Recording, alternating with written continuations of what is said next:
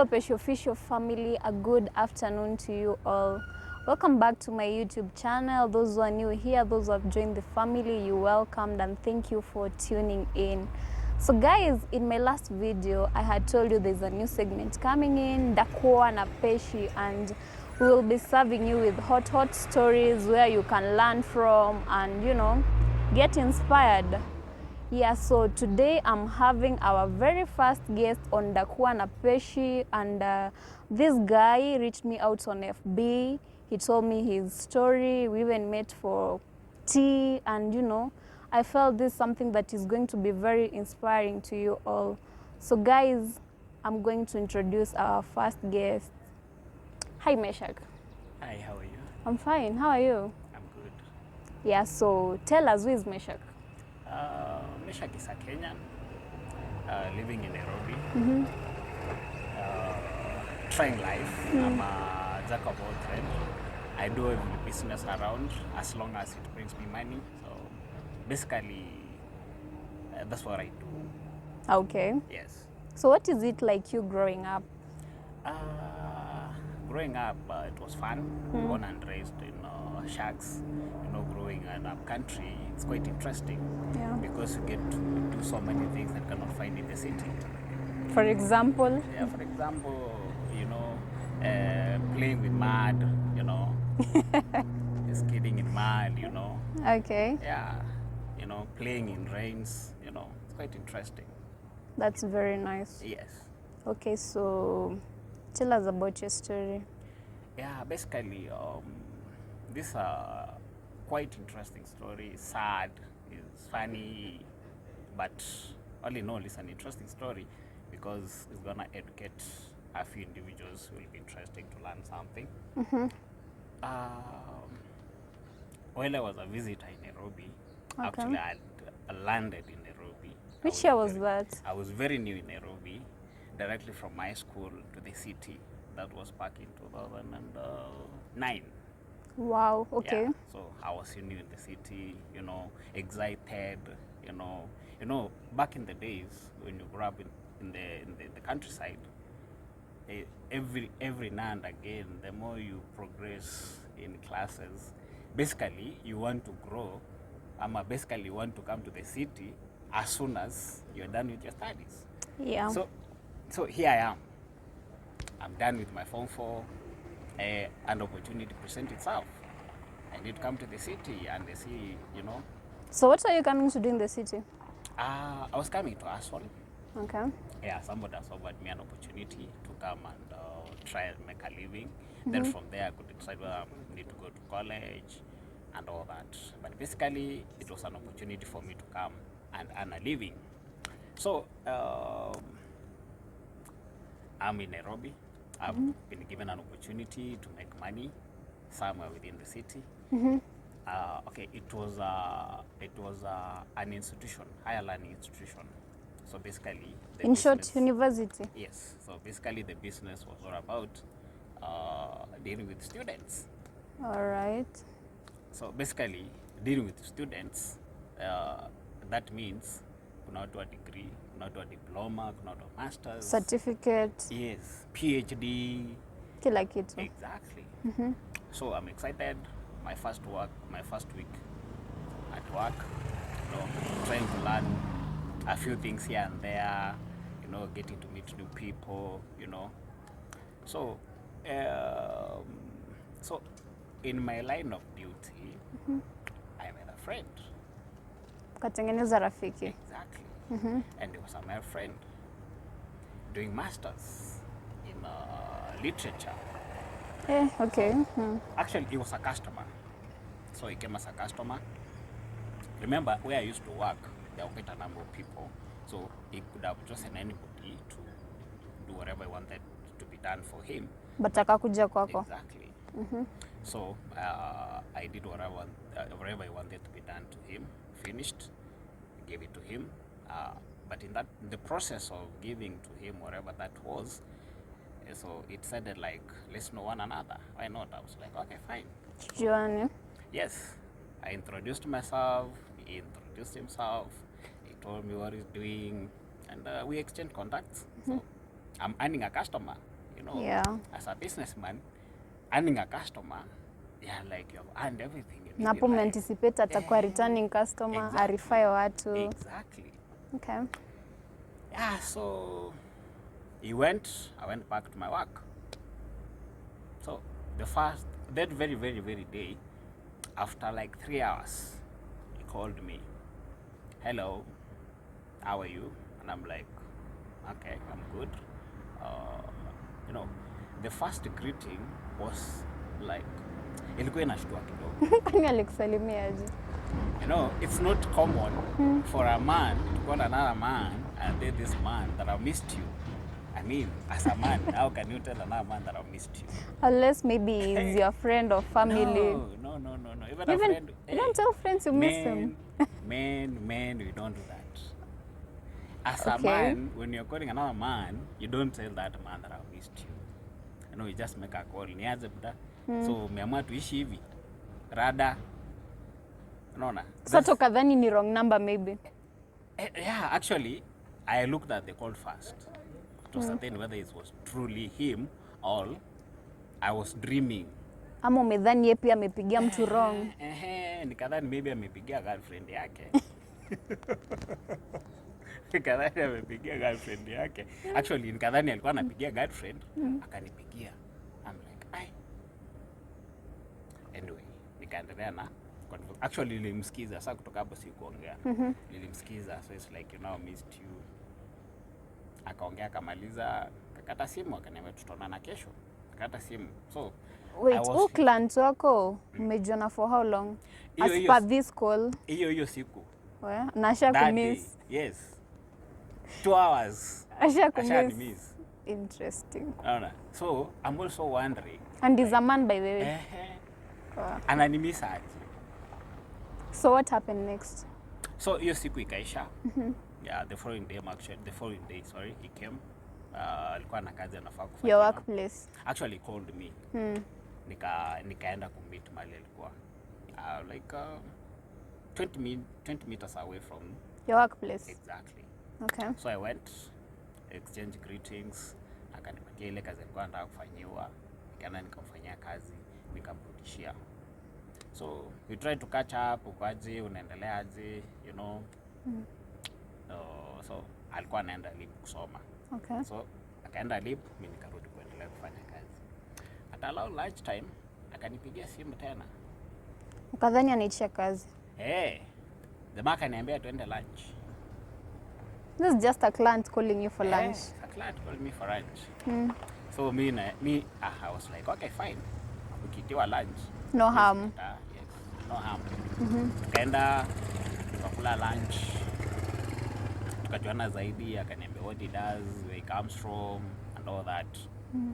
So lunch ikaisha, akaenda libu kusoma, na mimi nikarudi kufanya kazi. Yes, alikuwa anasoma sana. Sasa unajua alikuwa anafanya masters na I think alikuwa na study leave. Juu ni mtu anafanya kazi, so ako na study leave, anafaa malize maneno yake ya masomo, arudi job. Okay. So hiyo siku ikaisha around 8:30 jioni. Yes. Akanipigia simu tena. Oh, you know, I missed you, nini. And I'm like, hey boss, are you sure this is my call? Mteja nambari uliopiga ni correct. Are you sure? Hii ni call yangu ama you are calling some girlfriend or you are calling your wife? So mistakenly ikakuja kwangu. So I was like, no, this is your call. And I'm like, how did you react? I was like, no man, how do you miss me? I mean, it's not usual, it's not common for a man missing another man. Actually, hii treatment yenye unataka kunipatia baby girl treatment si yangu, unaona? What? Si yangu, unaona? So remember, mimi ni mgeni Nairobi. Yeah. There are some things I don't know. Now you client me meet like 2 days ama. Exactly. Yeah. Unaona? Hiyo ni like tuseme ni siku moja. Yeah. Unaona? Nilimpiti like the previous day around saa 4, na in the following day saa 2:30 usiku. So I was like, buda, sijafunga kazi. If you won't mind, wacha tuongeni nikifika kwa nyumba. So akikuja kwako job, he wasn't referred by anyone. He just walked in. Exactly. Na akakuja straight kwako. Exactly. Okay. So I was left asking myself so many questions, you know. Hii place iko na watu wengi sana wanafanya the same thing. So ange choose Anybody else. exactly. Mbona mimi? Anyway, I didn't have the answers by that moment. Uko green, umetoka ushago, uelewi. Exactly. So I think as time went by, this guy realized that I'm still green. Shikanishi. Yes, in whatever he's trying to do, I'm still green. So I think then he changed his tactic. No, now he stopped telling me that he has missed me. But he could call me frequently, sometimes tunaenda tunakula lunch. Anapita hapa ananisalimia, kienda kusoma and all that. So you thought he's just being friendly? Hey, you know, getting a friend in a new town. And he's your client. Exactly. Imagine mimi nimetoka 4-4. Huyu ni mtu anafanya masters. Hey, The experience. I'm telling you. So Wow. mimi niko zile za in my stay in this big city, ni katika ile hali maybe ya kutafuta kazi. Huyu ni mtu already ako masters. So basically back then kurudi masters, kukuja kufanya masters lazima ukuwe unafanya kazi. Yeah. Not nowadays unamaliza degree immediately unaingia masters. True. So back then lazima umemaliza degree, umeingia job, umefanya maybe for 1 year or 2, then unaingia unakuja Masters. kufanya masters. Some of them hata wanafanya part time. Exactly. So I was like, okay, huyu ni mtu wako job, nikitaka kupata kazi better anaweza ni link. Yeah, so as time went by, akafika point sasa ameanza kuongea story ya maybe, you know, ya somebody anajua mahali anaweza nipatia kazi. Yeah, so mimi niko excited like, Yeah. see, I'm going to get a better opportunity. Mungu ametuma mtu. Eh, bana. Namoka. What? Can imagine nimetoka form 4 na uko karibu kupata niko job. karibu kupata job ya maana. So you can imagine hapo next ni kuomoka. Mtu wangu. Kurudi usaidie watu shago. Nakwambia. So what happened next now?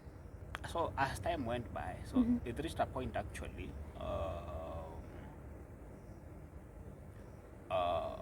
okay, I think after like 2 months he decided to invite me to his place.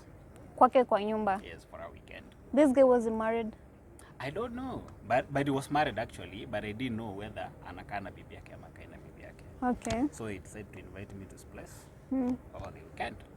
So I was living with my aunt. I talked with my aunt. I told her, you know, this weekend I'm not likely to be around. I'm going to visit a friend who is likely to connect me to a better job, better opportunities in this city. Your aunt must have been excited then. Hey, mbaya sana. Nani hataki kupata kazi ya maana hii maisha? Auntie mtoto wake anaenda kupata job poa. Mazi. Si kutoka ushagoni kuja kuangalia watu Nairobi na kucheka nao. True. So it was on a Friday. We met in town. Tukaenda some hotel in town. What time was it now? That was around 8:30. In the morning? You know, in the evening. Ndo mlikuwa mnaenda nyumbani? So we met, okay, nimeingia tao 4. Okay. Yeye alikuwa shughuli zake college. So nimehang around town, amemaliza amekuja. At around 8:30 we hopped into some hotel. Kukatch dinner? Yes. Okay. Supper tukakula. He catched up with a few friends of his. So after that, around 9:30, so masaa kwenda nyumbani. So we left the town to his place. So tukafika kwake. All of us were tired. We slept. So the following day, which was on a Saturday, I woke up disturbed. Ulikuwa umelala kwake? Yes. So I woke up disturbed. Why is that, sir? I think my instinct were trying to communicate something to me. So all that time ukilala kwake, you didn't read anything? Yeah, I didn't read anything. Like there was nothing, you know. He just welcomed you Actually, well, exactly. akakuonyesha bedroom ya wageni, Exactly. nini na nini. Exactly.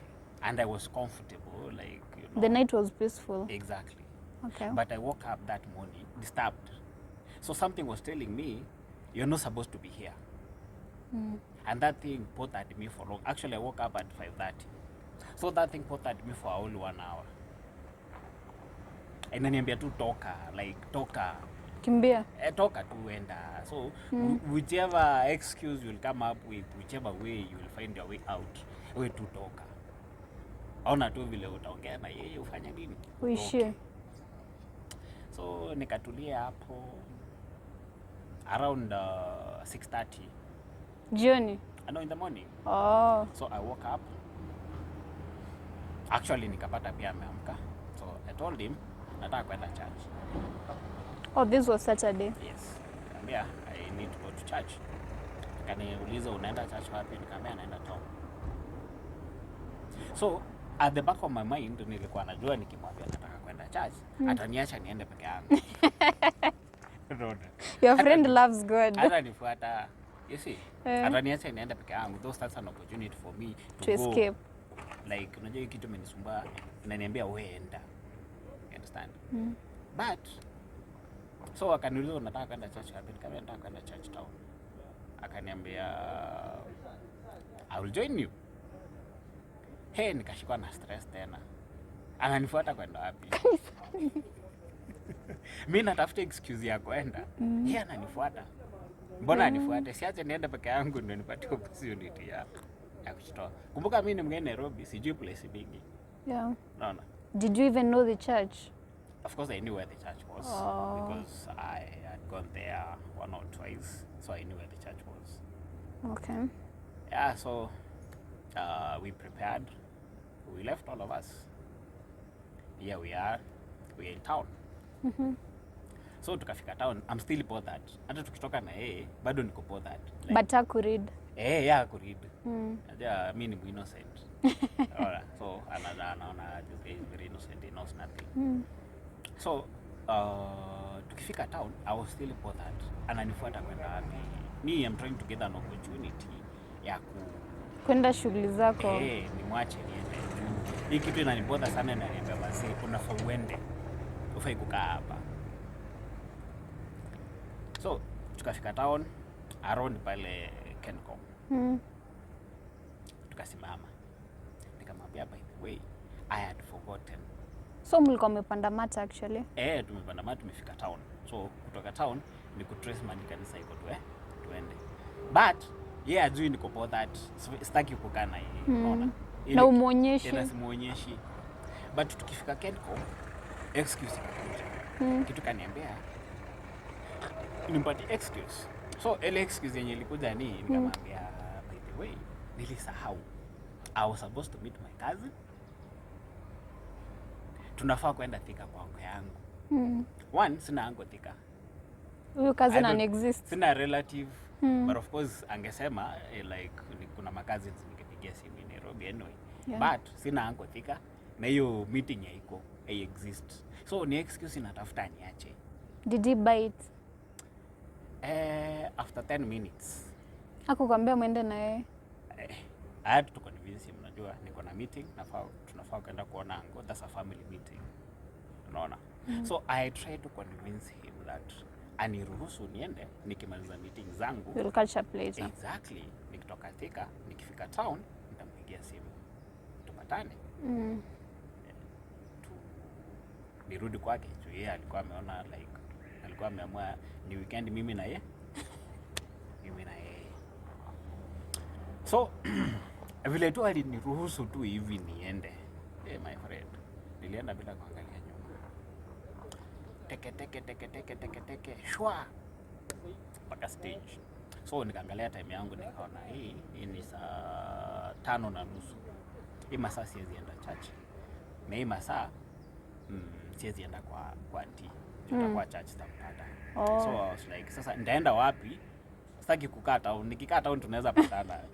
Unaona one sijui Nairobi vizuri. Sure. Nilikuwa najua tu specific places. Stage ya kunipeleka estate na a few places in town. So sijui mahali naweza hang tao. Mahali haizi nipata. Juu sijui kama ameenda, kama alienda, kama aliproceed kwenda church, ama alirudi kwa nyumba, ama alibaki town. Was he even going to church on Saturday? I don't know. Okay. But from the way I had said it, maybe alikuwa anaenda church. So nikatoka town. Nikapanda gari, went to Kawendani. I'm trying to buy time. Sikuwa naenda Kawendani. Hapa sasa wewe ndani unaenda kwa nani? Siendi kwa mtu specific. Najaribu ku waste time. Auntie atoke church. Yes, lunch ifike niende kwa auntie. Unaona? So nikafika kawe ndani, nikatembea tu kidogo for like 20 minutes. Natembea tu sijui nenda wapi natoka wapi. I'm just trying to kill time. So nikatembea kidogo at around saa 6:30 nikapanda gari. Nikaenda kwa auntie, nikapata ametoka church. Akaniuliza what happened, nikamwambia jamaa wangu alipata shughuli akaenda. Oh, she had anticipated you staying longer. Na nilikuwa nimemwambia nitarudi saa Sunday Junior mama Monday. Unaona?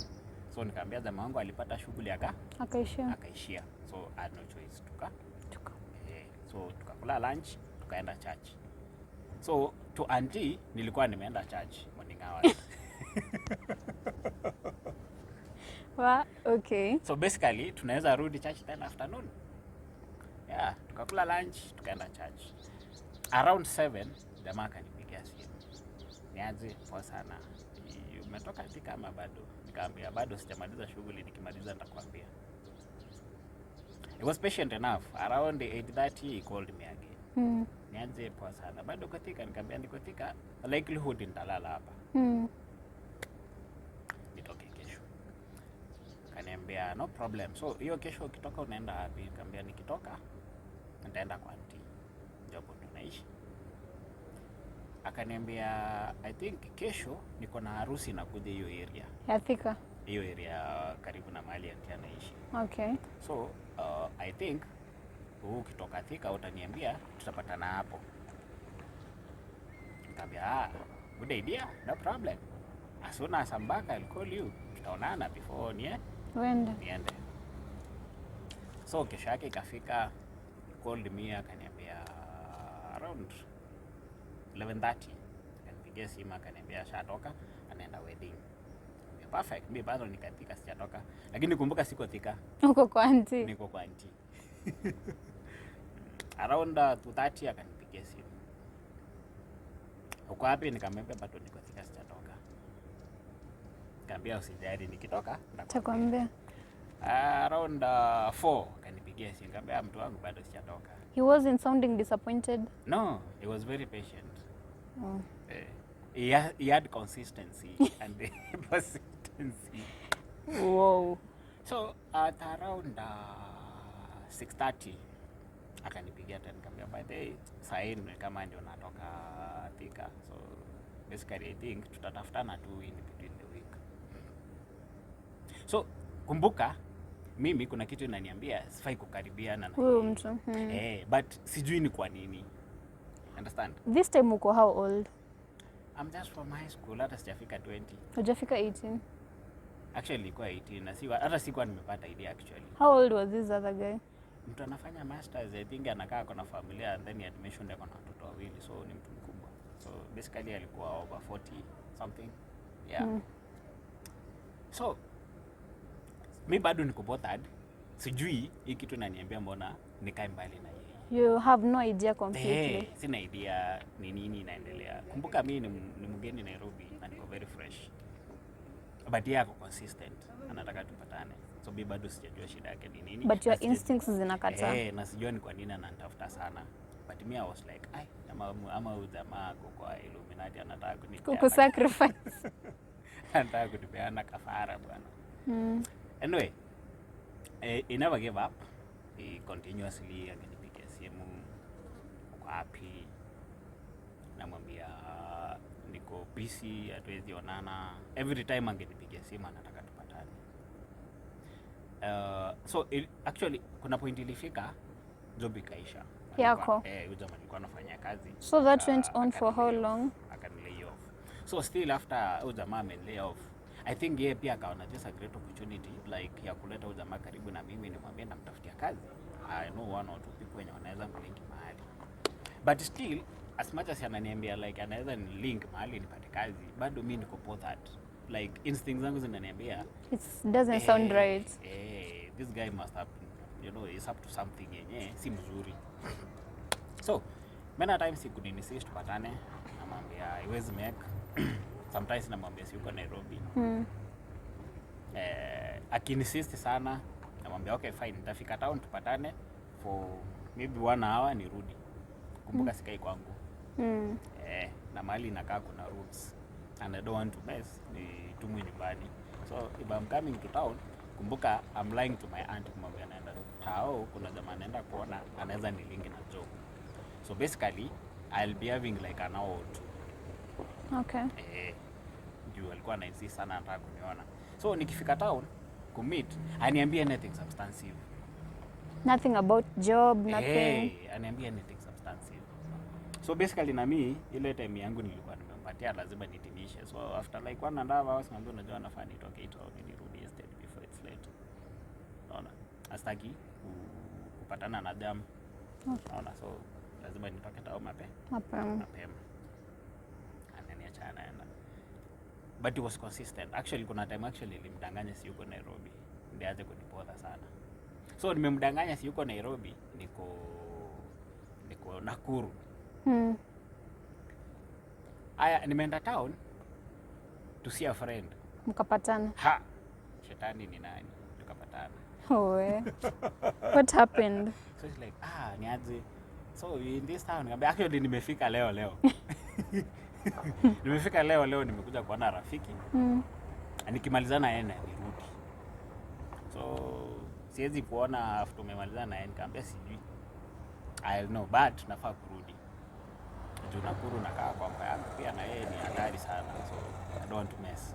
Na bado unaona bado sijaanza kujitegemea kimaisha like ningekuwa nakaa kwangu ama ningekuwa najitegemea ingekuwa easy. Ingekuwa easy like unajua my own, so hakuna mtu mwenye anani watch out like you see uko wapi unafanya nini, ni masaa ngapi unataka kuja kwa nyumba. And at the same time namwambia sitaki babangu apigiwe simu aambiwe nimefika na hivi nimeanza kumisbehave.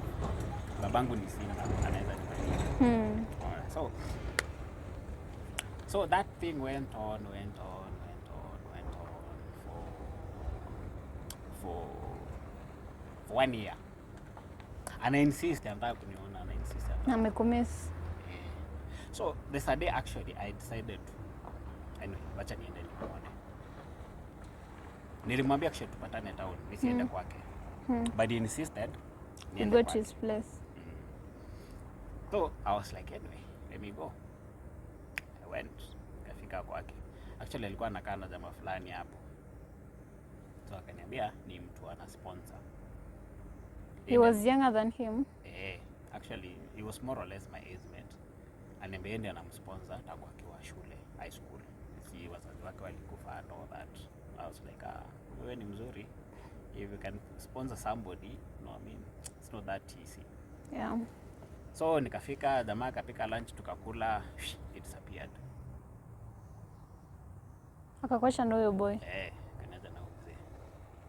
So huyo kijana ameenda, nimebaki na the young kijana left. Ashaenda. So nimebaki mimi na huyo jamaa wangu. Your friend. Yes. Na mimi niko hapa tu. Niko hapa lakini siko comfortable. Kwanza the fact now this guy ametoka has left. Ni mimi peke yangu nimebaki, so I'm not comfortable.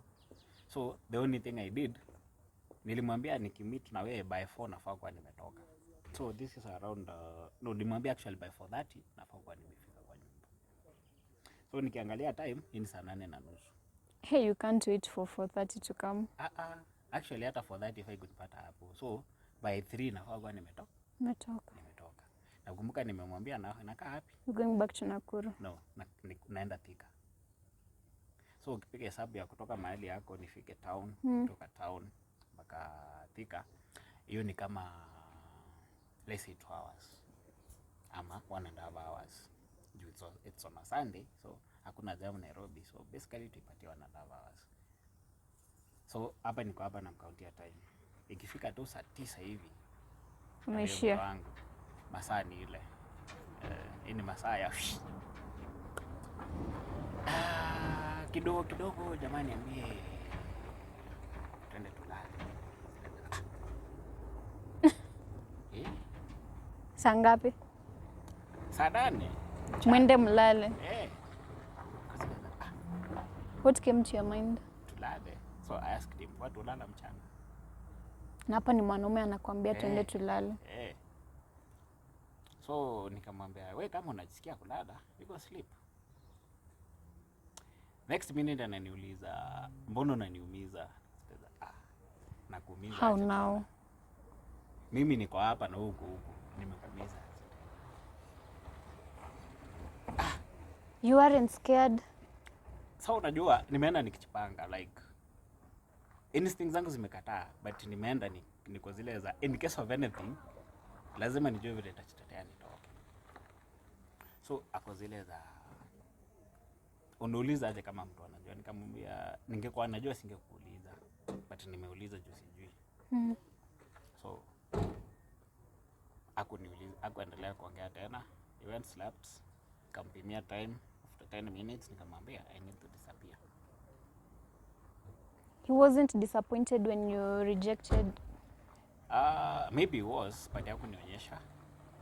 So I left, nikaenda. So siku ingine niko na mabeshte wangu alikuwa anasoma in the same institution yenye alikuwa anasoma.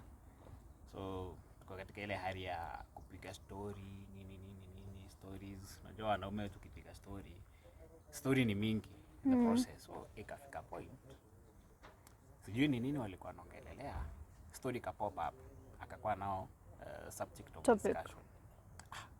Wacha waseme jina.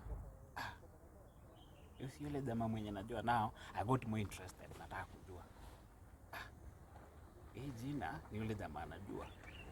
The fact that wamesema anafanya masters ni yeye walai tena. So I got curious, I got interested. So nikasikiza. Yangu actually ilikuwa inasikiza. Siku comment anything kama anamjua ama ananijua or something. So akapiga story hapo. So one guy said akasema vile anamjua actually ni wa kwao. Vile ukatia wanaume na so all along nimekuwa nikikatiwa na sina habari. You didn't realize kabisa. Wow.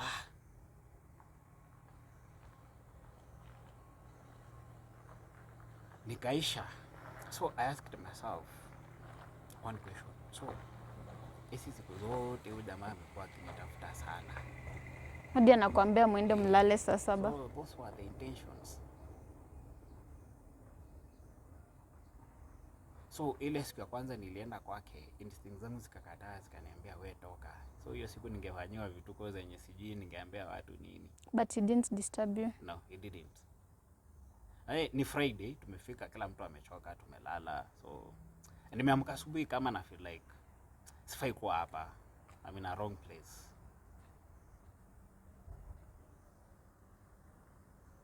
So the moment nili feel like I'm in a wrong place, I'm like, nafaa nitoke. So all along instincts zangu zinaniambia ufai kukaa karibu na mtu is not up to something. Good. Yes. Unafaa tu kae mbali na yeye. Unaona? But the fact that anajaribu kuniambia anaweza nilingi mahali nipate kazi na mimi niko hapo tu, as much as instincts zangu zinakataa na mimi niko hapo tu mazee, maybe anaweza fanya nini? Anaweza nilingi na job.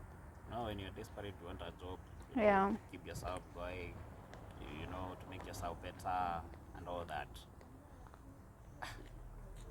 So after majamaa walipiga story ukamaliza, I came to learn that so this guy all along alikuwa anakutaka lakini aniambia.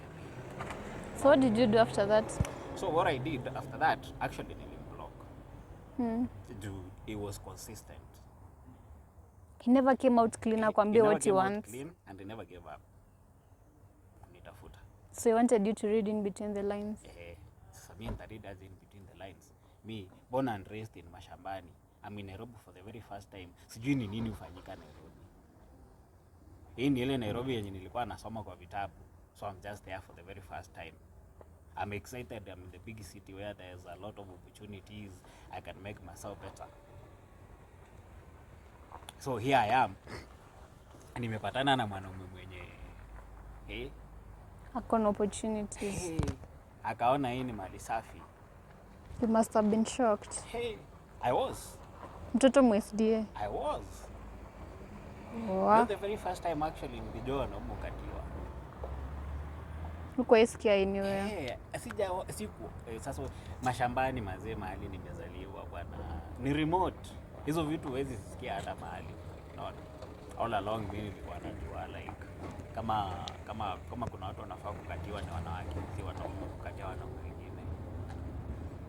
I even actually hata Biblia kali ukiangalia vizuri ni wanaume kukatia wanawake.